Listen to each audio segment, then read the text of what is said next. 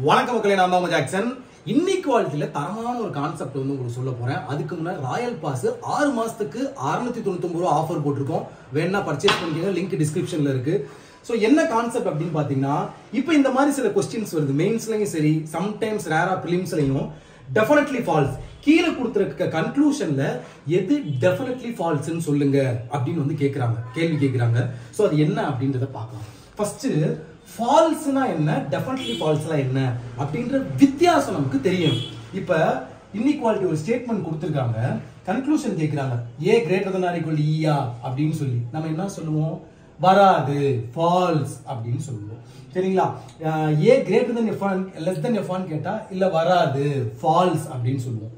அவன் இங்க ஃபால்ஸ் எதுன்னு கேட்கல, டெஃபினெட்லி ஃபால்ஸ் எதுன்னு கேட்கிறான். அப்போ டெஃபினெட்லிங்கிற ஒரு வார்த்தையை நம்ம எப்போ யூஸ் பண்ண முடியும், எனக்கு அவங்களுக்குள்ள உள்ள ஏதாவது ரிலேஷன்ஷிப் தெரிஞ்சிருந்தாதான் டெஃபினட்டா வரும் இல்ல வராது அப்படின்னு சொல்ல முடியும்.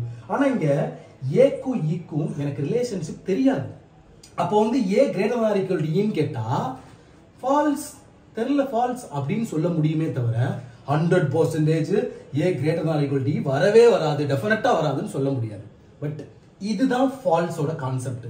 டெஃபினெட்லி ஃபால்ஸ் எப்போ சொல்லுவோம்னா, இப்போ ஏயும் சியும் சால்வ் பண்ணா எனக்கு ஏ கிரேட்டர் தென் சின்னு 100% ஒரு ரிலேஷன்ஷிப் தெரியும். ஆனா இங்க என்ன இருக்கு, ஏ லெஸ் தென் சின்னு இருக்கு.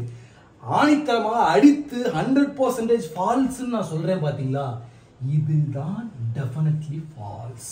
நான் சொல்றது புரிஞ்சா? இதுல வந்து எனக்கு ரிலேஷன்ஷிப் தெரியாது. ஒரு விஷயத்துல அந்த ரிலேஷன்ஷிப் தெரியாம நான் உள்ள டெஃபினெட்னு வாயே விட முடியாது.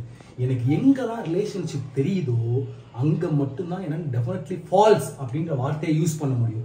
இங்க இருங்களேன், இதுதான் ஃபால்ஸுக்கும் டெஃபினெட்லி ஃபால்ஸுக்கும் வித்தியாசம். இப்போ ஏ கிரேட்டர் தென் எஃப்னு கேட்குறாங்க, ஏல இருந்து எஃப்க்கு எனக்கு ரிலேஷன்ஷிப்பே தெரியாது, ஃபால்ஸ், அவ்வளவுதான். ஆனா டெஃபினெட்லி ஃபால்ஸ்ன்னு என்னால சொல்ல முடியாது. ஸோ ஃபால்ஸுக்கும் டெஃபினெட்லி ஃபால்ஸுக்கும் அந்த ரிலேஷன்ஷிப் என்ன அப்படின்றது புரிஞ்சிருப்பீங்கன்னு நினைக்கிறேன். ஸோ உங்களுக்கு உங்கள் ஜாக்சன் ராயல் பாஸ் பர்ச்சேஸ் பண்ணிக்கோங்க. 10